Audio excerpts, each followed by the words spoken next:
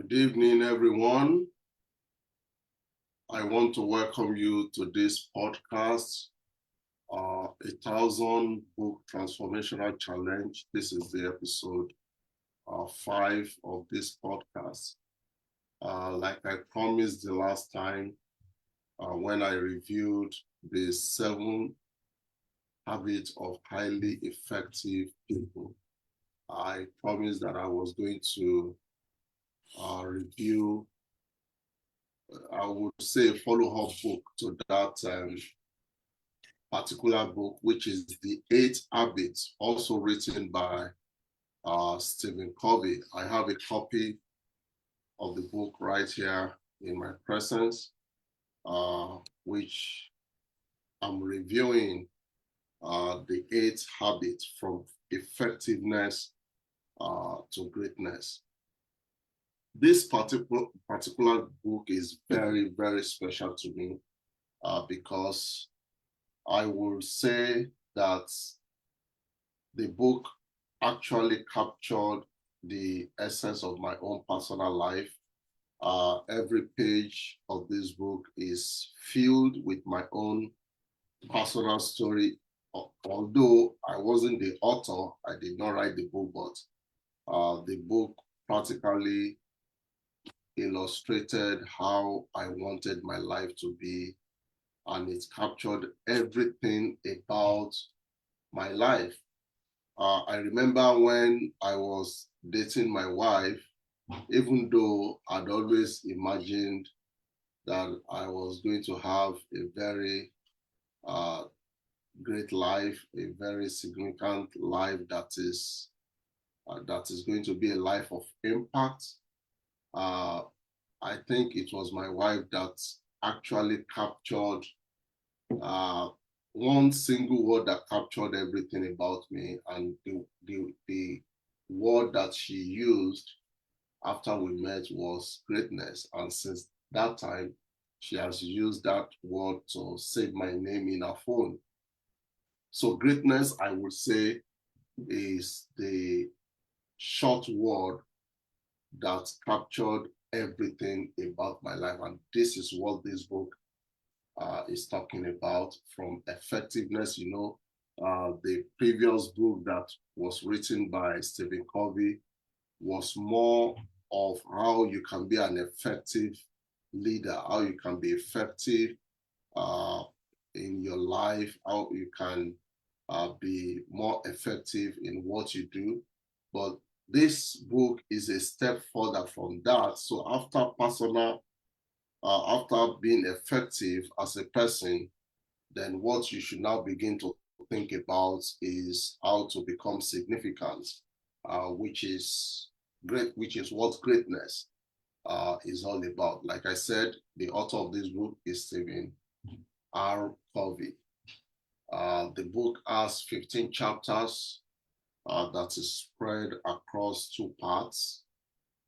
The second part of the book is subdivided into 3 subheadings, and the book has about the main content of the book has about 328 pages, but the entire book itself has about 409 pages.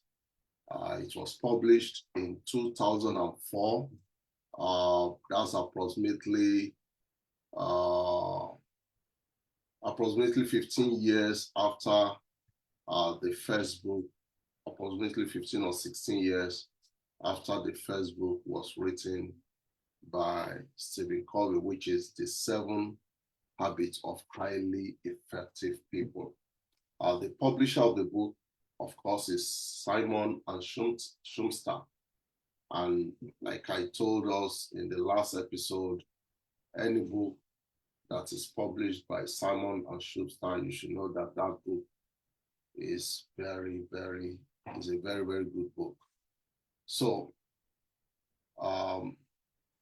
let me start by talking about how significant this book is. According to Stephen Covey, he says, if you want to make a new contribution, you've got to make a whole new preparation. Personally, my life has been a life that is well prepared.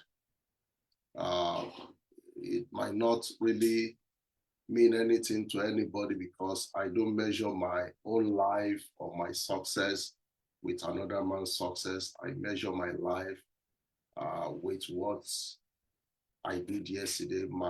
The measurement of my life today is against what I did yesterday. So what I try to do in my own life is to surpass where I was yesterday, so that by doing that, I get to see my life improve. So this book, according to Stephen Covey, is about how you can make preparation about your life. If you want to make a new contribution, you have to make a whole new preparation. And this is what this book will do for you. If you think that your life is worth becoming a life of significance, if you think that your life can also be defined as a life of greatness, then there has to be preparation that you have to put in place. Personally, since December 1996, I have made consistent efforts at developing myself, at improving myself, sharpening my skills, and then ensuring that I had value to myself. And that's about roughly 30 years in the making. So I have been actually preparing for what I'm doing today about 30 years ago. So if you see me do certain things, it's not that I just thought about them yesterday. It's actually something I've been doing over the years. And this is what this book is all about, that if you want to make a significant contribution to life, you've got to make a whole new preparation. Personally, I actually found this book to be more important than the first book that was written by Stephen Covey, which is The 7 Habits of Highly Effective People. I know that book has sold so many copies. Over 50 million copies has been sold with that particular book. The book has been translated into 50 different languages. But unfortunately, this book that I would consider to be even far superior to that book only managed to sell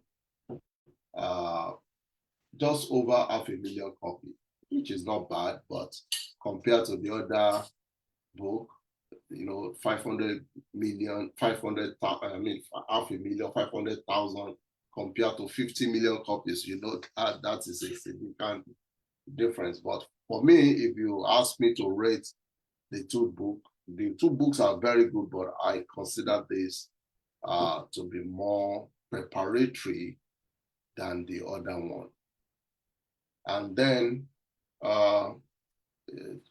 like I told you about the author, Stephen Covey, I didn't even know the man had died. I just recently knew about that. He has lived for about 80 years. He lived for about 80 years. He was born in 1932 and died in 2012. He was an American educator, he was an author, he was a leadership authority. He was best known for the 7 habits of highly effective people.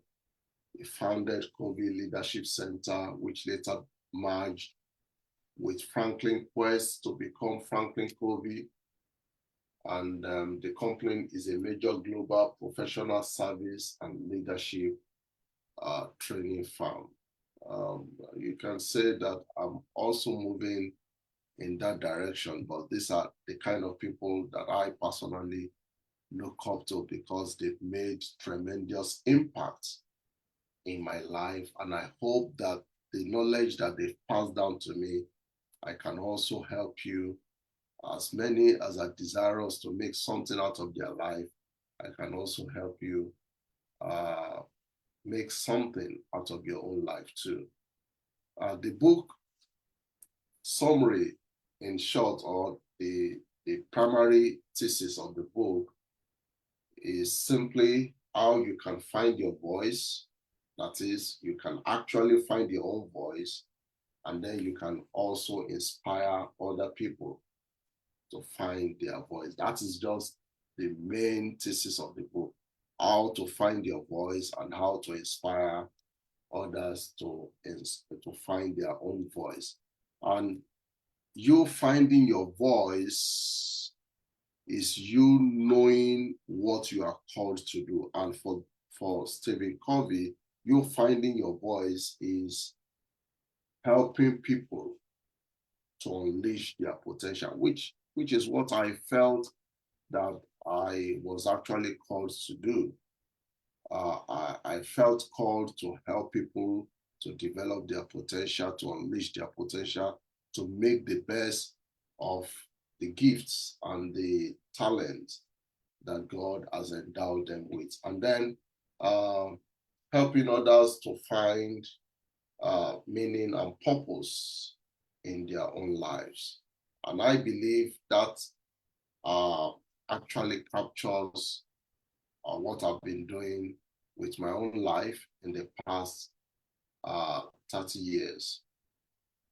Now, the biggest idea of this book is what is relevant to us today, which is the subject of wisdom. The author in chapter 14 of the book declared the importance of the age or the arrival of the age of wisdom, which I consider to be the biggest idea of this book. It was like the author was trying to introduce us into that age of wisdom, which everybody knows we are right in that age now. Everybody is talking about artificial intelligence. It's just that he didn't really capture it at the time that he wrote it over 20 years ago as artificial intelligence, but he was able to coin the idea of the age of wisdom. How I wish that Stephen Covey was able to live at least to up to 2004 or up to 2000 was it 2022 that the artificial intelligence began to really make a lot of wave in our world. I would have wished that he had lived up to that and to have been able to see that what he predicted, though many people have also said the same thing. At least I would have loved that he was able to witness the advent of that age of wisdom that he predicted over 20 years ago. So in one of the pages of the book, and I'm quoting Stephen Covey directly, he says the next big move in human history following information and knowledge worker age. I remember Peter Drunkard was also very strong on a time when we will have knowledge workers. But what Stephen Covey was saying, that what will follow that age would be the age of wisdom.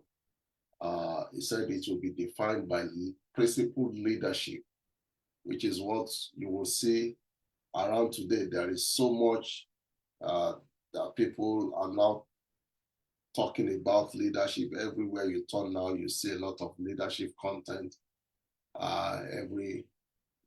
Whereas a little over 30 years ago, or maybe about 40 years ago, there wasn't much people were learning about leadership. But since 90s, a lot of materials have come out that have dealt with the subject of leadership. So Stephen Covey says that the next big move in human history following the information knowledge worker age will be defined by principled leadership, servant leadership, and high trust in the age of wisdom.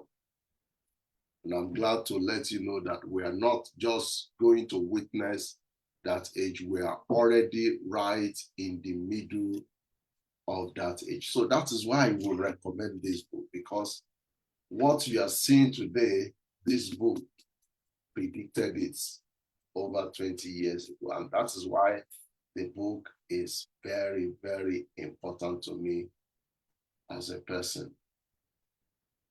Now,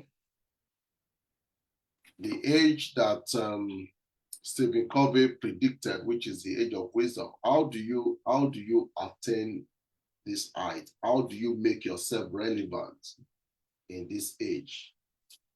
That is just one thing you need to do, which is to pursue wisdom, to pursue wisdom. That is all that you need to do. You need to pursue wisdom. Like the Bible puts it, it said, wisdom is the principal thing. Get wisdom, get understanding. With all thy getting, get wisdom, get understanding. So in this age that we are in, wisdom is the most important thing. And the only way you can get that wisdom is via your pursuit of it.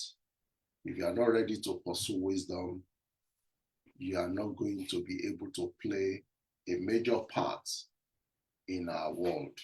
So the pursuit of wisdom is how you can attain this height. And Stephen Covey says wisdom comes to people who educate and obey their conscience.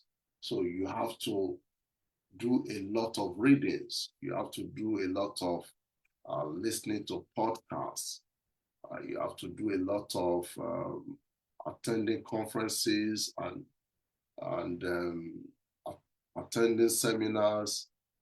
You have to do a lot of digging deep to be able to acquire this wisdom. And it's not just by acquiring the knowledge alone. You also need to be true to your conscience. You have to follow what your gut is telling you to do. Sometimes your mind can be telling you to go this way. If you are not very bold, if you are not very courageous, you may feel too timid to follow that path. But if you really want to attain the height of greatness that Stephen Covey predicted, if you really want to follow that path, you have to know how to obey your conscience. I respect people a lot. I try to honor people, but honestly, I don't ignore my conscience. Whenever my conscience begins to tell me about or begins to caution me about certain things, I pay attention to my conscience, because your conscience, though it is unseen physically, but your conscience, I will tell you, is more powerful than any military force that there is in this world. You don't need anybody to police you. Your conscience is strong enough to arrest you, to call you to order, and to bring you on the path that you should walk in your life. So I don't disregard what my conscience tells me, even when somebody I respect or that I believe so much in does certain things that my conscience is cautioning me over. Trust me, I always obey my conscience, because I may be able to deal with any other person, but I cannot deal with my conscience. Because even when you ignore your conscience, it's not good. That doesn't mean it's going to go away. It's going to be there, always telling you you are not doing certain things right. So that is why I don't ignore my conscience. And that is what Stephen Covey is trying to say, that for you to attain that height of greatness that you desire for yourself, you have to educate your mind.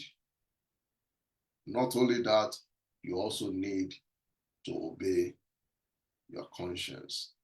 Now, here is the most powerful lesson that Stephen Covey learned in his own life. And fortunately for me, when I read his first book, The 7 Habits of Highly Effective People, I found that same concept to resonate very well with me, and which is the concept of the power of a paradigm. According to Stephen Covey, that is the most profound lesson in the life of Stephen Covey. He stated it himself, so I'm not just assuming that he said it. That was what he said in this book, that the most profound lesson in his life is the power of a paradigm. And you know, I demonstrated to you, I showed you an image of a woman. When you look at that woman, two people will look at that image, and two of you will see completely two different things. And neither of you will be wrong about what you saw. Some people will look at that image and you will see a beautiful young girl. Another person will look at that same image and will see a completely very old woman. Same image, same picture, but different perspective. And that was very powerful for me. And to Stephen Covey, it was also very powerful for him. The power of a paradigm. If you do things in a certain way, there is no hope that you will change. If you only know that this is the only way to do a particular thing. But the moment you have a change in paradigm, that is when things begin to change for people. The only reason why you are able to make changes is because there is a break in your paradigm. Without that break in your paradigm, you are always bound to continue to do the same thing all over and all over and all over again. And that is what some people have termed the simple definition of, that is what some people have termed to be a simple definition of insanity.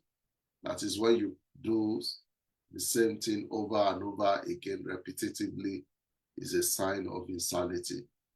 But if you truly want to make a change in your life, you need a paradigm shift.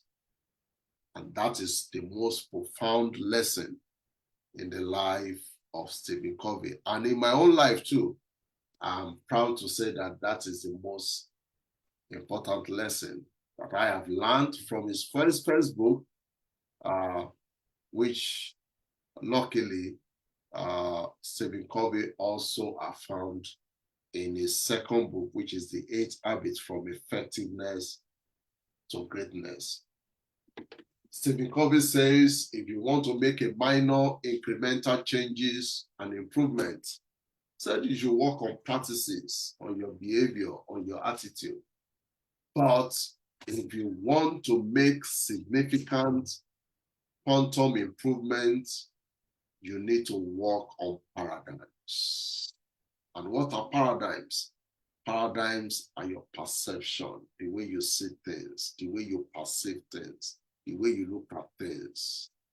They are your theories, how you have been able to come to theorize certain ideas. They are your assumptions. They are things you believe that provided things are this way, this is what is going to be the outcome. They are your frame of references. They are your guiding principles. They are your guiding logics. They are your guiding philosophies, or your lenses through which you see the world. That is what paradigm is. And the only way you can make any major change in your life is to have an alteration in those areas. If anything is not happening, or if something is not happening in the way you see things, through the lens which you see the world, there is no chance that you're going to have a changed life. There is no chance that you're going to have a transformed life. There is no chance that you are going to be one of the change makers in our world. But if you want to be a change agent, the very first place to begin from is to have a change of perspective. If only I can alter your perspective through this 1,000-book transformational challenge, if only I can just help you a little bit to alter how you see the world, then I have a fair chance of changing the course of your life. But if that is not happening, I don't think any major change can take place in your life. Now, how did I feel after reading this book? To be very frank with you, the book simply made me to want more from life than what I currently have from it. That was just what the book did for me. It just made it, the book made my appetites to be so insatiable that I just wanted more from life. I just wanted more. I wanted more. And because I wanted more, I went after it with everything I've got. So that is how the book made me feel after I read the book. And in fact, this book, I would say, is about the soul's big search for meaning and purpose. If you are looking towards having a life of meaning or a life of purpose, this is the right book to read. It's your soul's biggest search for a life of meaning and purpose. And this is the way Stephen Covey puts it. He said, deep within each of us, there is an inner longing to live a life of greatness and contribution. That is to really make a difference. If you want to make a difference in life, this is the book I will recommend for you to read. Now, did my experience meet my expectation of the book? Absolutely. Because my quest for wisdom was simply reinforced powerfully. Well, since when I turned 8, since when I was 8 years old, I've had this very powerful passion for wisdom. After attending a Sunday school, reluctantly, I went to the Sunday school reluctantly because I wanted to go to the adult church. But my aunties and my big cousins forced me to go to the children's chapel because for me, I wanted to be where the adults are, but they wouldn't allow me to stay with the adults. And I was making an argument that my sister, who is just 2 years older than me, is with the adults. So why can't I stay with the adults? So, but they insisted that I have to go to the children's chapel. So reluctantly, I went to the children's chapel, not knowing that I was actually going there to have an encounter with destiny. And on that day, while I was in the children's chapel, the Sunday school teacher was teaching about the wisdom of Solomon. Was teaching about the wisdom of Solomon, and I was so enraptured by that teaching, such that I did not desire anything else in life other than to become as wise as Solomon. And so after the teaching, the Sunday school teacher asked us to pray. Whatever you want God to do, just ask him and he will do it for you. And I remember that would be my first experience or first ever knowledge of me ever making any prayer in my life.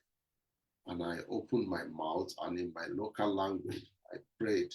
I said, God should give me wisdom like he gave to Solomon. And that was my beginning of the pursuit of wisdom. And that is why this book is very, very special to me. It was from that moment I started pursuing wisdom, started pursuing knowledge. I started, well, maybe a few years after, I didn't really know much about how I can contact that wisdom through reading. It took me another 10 or 11 years after before I actually delved into the act of reading and later into listening to podcasts and all that.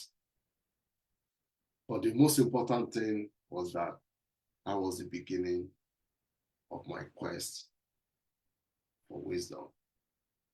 I became convinced that my search for wisdom after reading this book has been worth it.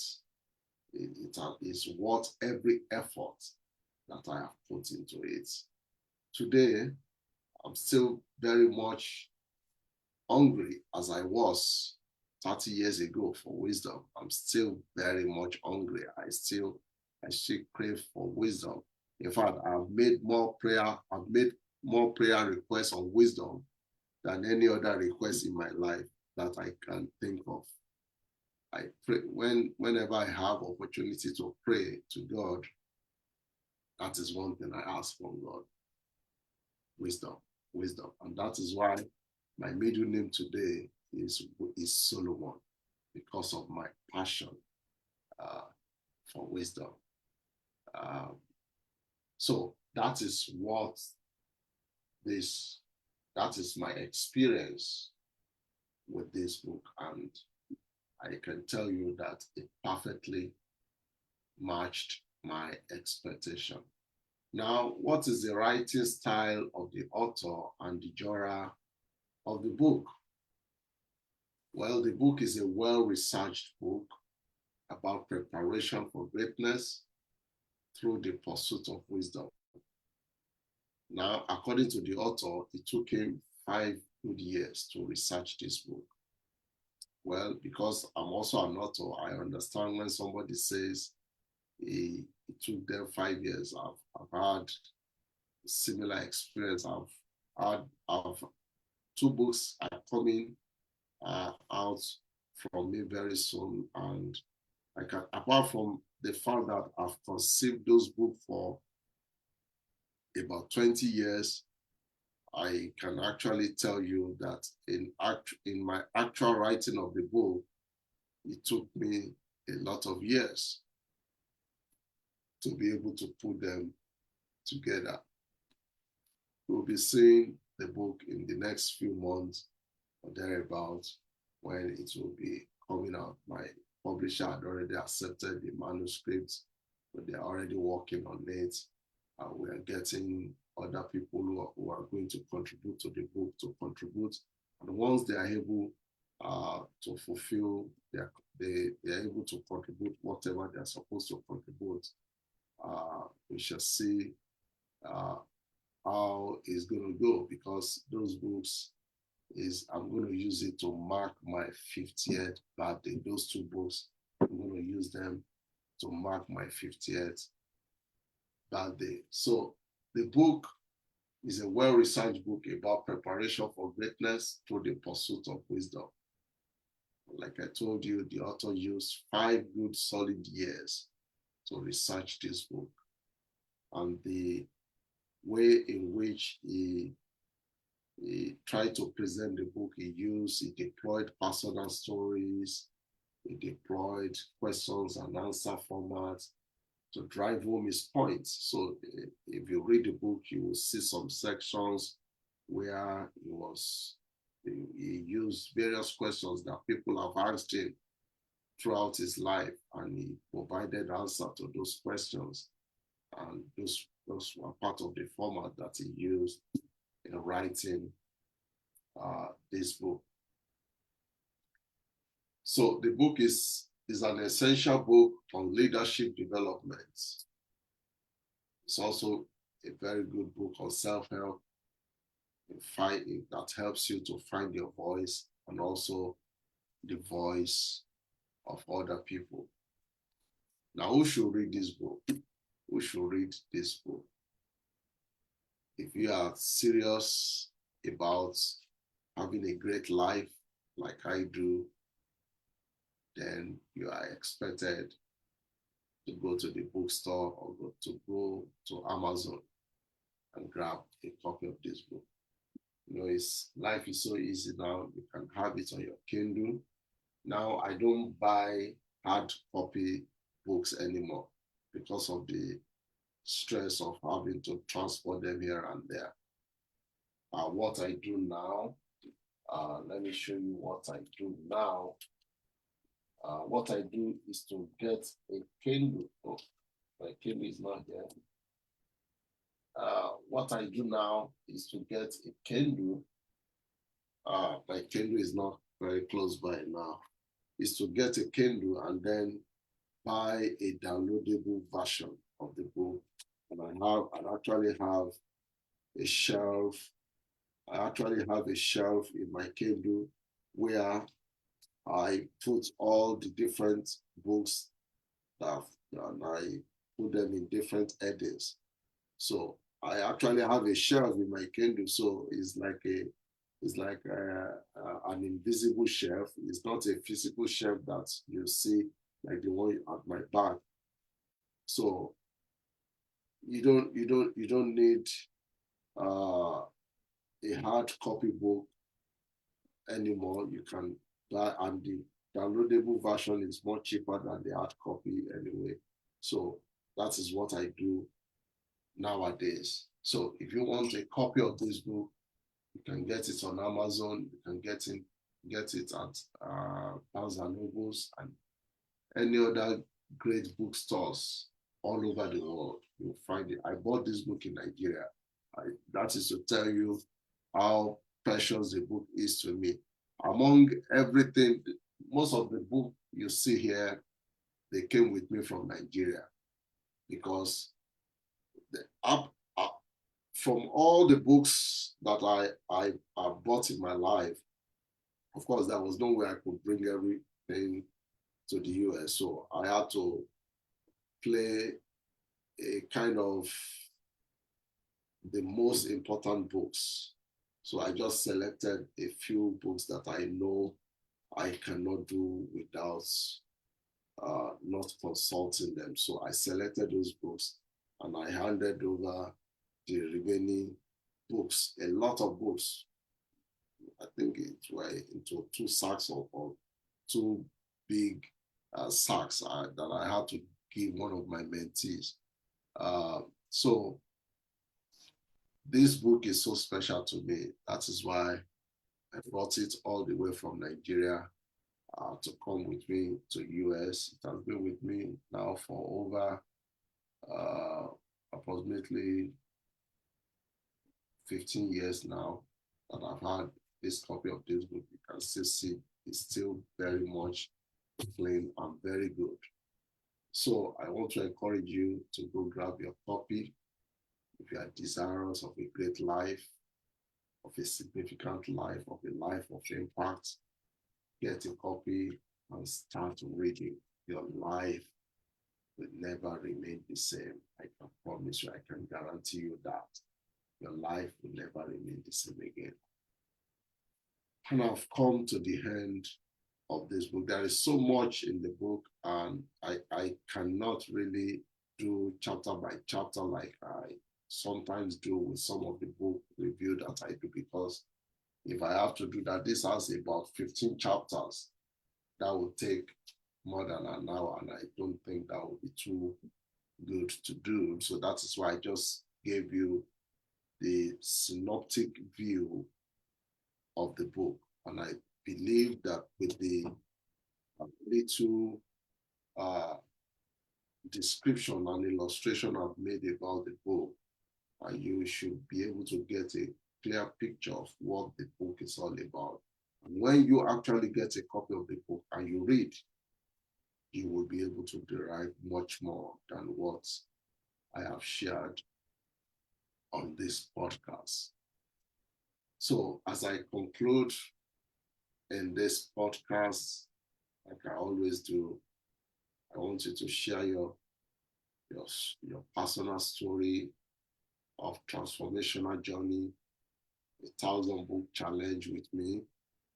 I want you to tell me how it's going with you.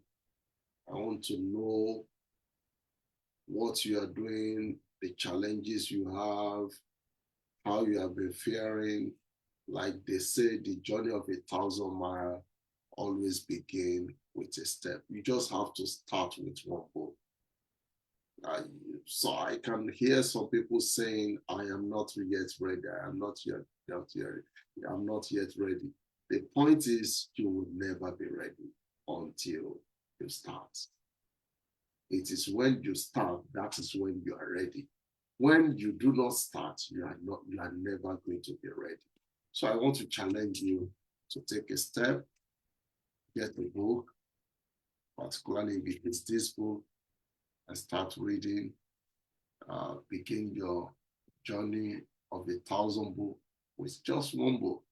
Before you know it, gradually, you will also accomplish the same milestone that I was able to accomplish almost 30 years ago, or almost 20 years ago. That was, no, almost 20, over 20 years ago. That was 2004, when I also began my journey in December 1996. And by October 2004, I had read over 8,000 books. So you can commence your own journey as well. And I would love to hear your story. I want to be able to be your cheerleader. I want to be able to be your motivator. I want to be your companion. I want to be your friend. I want to be your mentor. I want to take the journey together with you. I want us to be a climbing companion together. Tell me how it is going with you. And I want to be able to have the same thrill as you're going to have as you take the journey.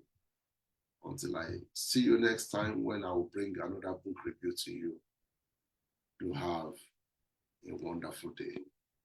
God bless you. Bye-bye.